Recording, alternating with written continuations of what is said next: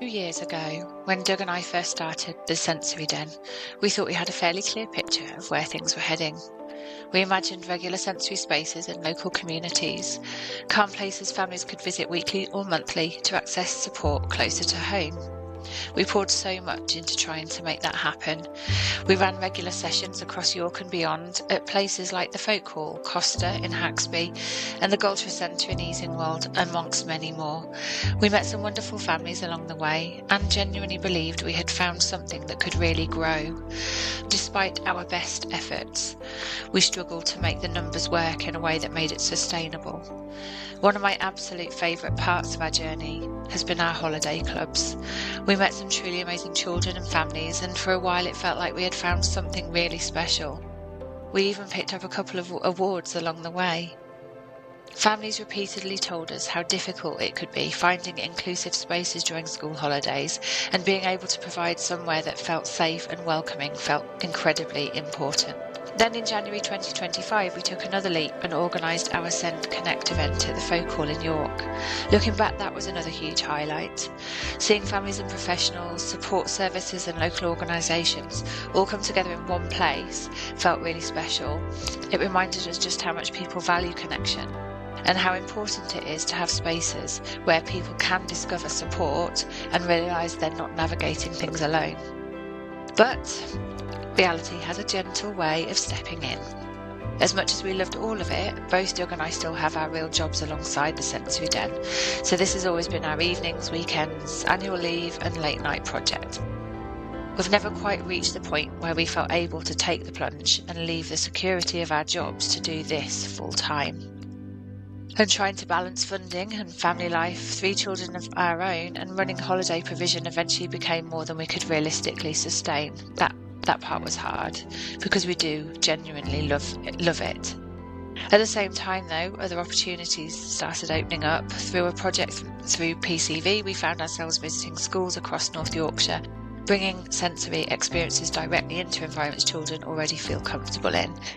And then somehow our little business started travelling much further than we ever imagined.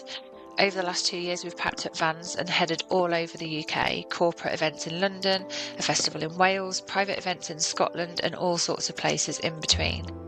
We've also worked in some incredible venues, including York LNER Stadium and Edgbaston Cricket Ground, and every event has taught us something new. We also piloted Sensory Den in a Box, which on paper felt like such a brilliant idea. We love the thought of helping families bring sensory experiences into their own homes. The idea itself, great. The courier side of things, not so great. Let's just say there were a few too many moments involving frantic phone calls, last-minute panic, and Doug and I finding ourselves driving around delivering boxes ourselves after being spectacularly let down. And yes, a very small but entirely deserved shout out to DPD. But perhaps one of the biggest things that these last 2 years have taught us is that not every idea that doesn't work is a failure. Sometimes it simply points you into a different direction. So what slowly became really clear was where our heart sat. Creating safe and welcoming spaces, going out into communities, supporting events, making experiences more accessible, meeting people where they are. So now we're entering another chapter. We've invested in a beautiful new teepee and larger gazebo so we can focus on bringing sensory spaces directly to family fun days, schools, weddings and corporate events without you needing to provide anything. But alongside all of that, another thought keeps quietly returning.